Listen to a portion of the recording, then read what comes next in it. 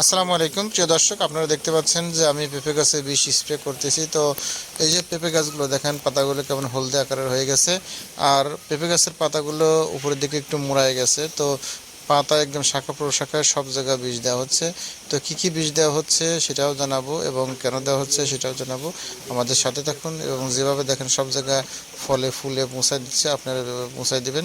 তো এই ফলে ফুলে পৌঁছায় দিলে কী হবে, যে ফল বা ফুল আছে সেই ফল বা ফুলগুলো যেন ঝরে পড়ে না যায় এবং ফলের শেপ যেন ভালো হয় এবং ফলে যেন কোনো পছন্দ না ধরে এবং ফুলগুলো যেন সাদা হলদে হয়ে পড়ে না যায়। তো এই সব মিলে আমরা এর জন্য বিষ দিচ্ছি। তো এই বিষ কী কী বিষ দেবো সেটা অবশ্যই জানাবো। আর আপনারা প্রতিটা গাছে একদম সুন্দরভাবে এভাবে বিষ দিয়ে দিবেন। তাহলে এটা সপ্তাহে একবার কমপক্ষে 15 দিন পর পর দিবেন। আর যখন যেটা লাগে তখন সেটা যদি না দেওয়া হয় তো কাঙ্ক্ষিত ফলন পাবেন না, ভাইরাস আক্রান্ত হয়ে ক্ষতিগ্রস্ত হয়ে যাবেন। তো দেখতে পাচ্ছেন একের পর এক বীজ দেওয়া হচ্ছে। তো বিষের মধ্যে এখন আপনারা জানেন সাধারণত ফল ধরছে। তো এই ফল যেহেতু আসছে এই সময় আপনারা ভালোই জানেন যে বোরন সাথে ফ্লোরা, অন্য কোম্পানি আছে ফ্লোরার বিকল্প হলো বলবান। তো এই বলবান অথবা ফ্লোরা আর হচ্ছে যে কোনো বোরন এগুলো দিয়ে দিতে হবে। আর হচ্ছে ভার্টিম্যাক্স। তো ভার্টিম্যাক্সটা দিবেন পাতা সতেজ সুন্দর হওয়ার জন্য।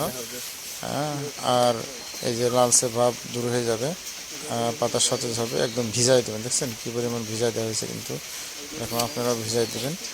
আর ভার্টিম্যাক্স দিবেন এরকম সতেজ সবুজ সুন্দর হওয়ার জন্য। আর এই যে পেঁপেগুলো দেখতেছেন ছোটো ছোটো পেঁপে, এই পেঁপেগুলো দেখেন আকার আকৃতিগুলো কেমন, এইগুলো কিন্তু শেপ ভালো হয় না। এই শেপ ভালো হওয়ার জন্য ফ্লোরা অবশ্যই দিবেন, ফ্লোরা অথবা বলবান।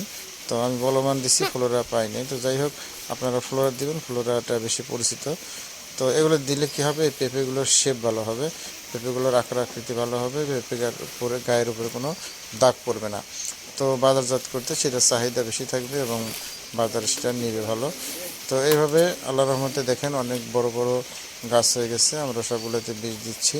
তো আমার এই কিছু কিছু গাছে খুঁটি দেওয়া হয়েছে, কিছু কিছু গাছে এখনও খুঁটি দেওয়া হয় নাই। তো আপনারা অবশ্যই খুঁটি দিয়ে দেবেন, কারণ যে বৃষ্টি হচ্ছে, ঝড়ঝাপটা হচ্ছে, এতে একটা গাছ পড়ে গেলে কিন্তু দীর্ঘদিনের শ্রম নষ্ট হয়ে যাবে। দেখেন এই একটা গাছ কী রকম পাতা মুড়ায় গেছে, ভাইরাস আক্রমণ করছে। তো আপাতত আমরা এই বীজগুলো দিয়ে দেখি যে কোনো কাজ করে কিনা।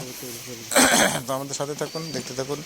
কৃষি দপ্তর যে কোনো তথ্য জানতে, কৃষি যে কোনো ফসলের পরামর্শ নিতে এবং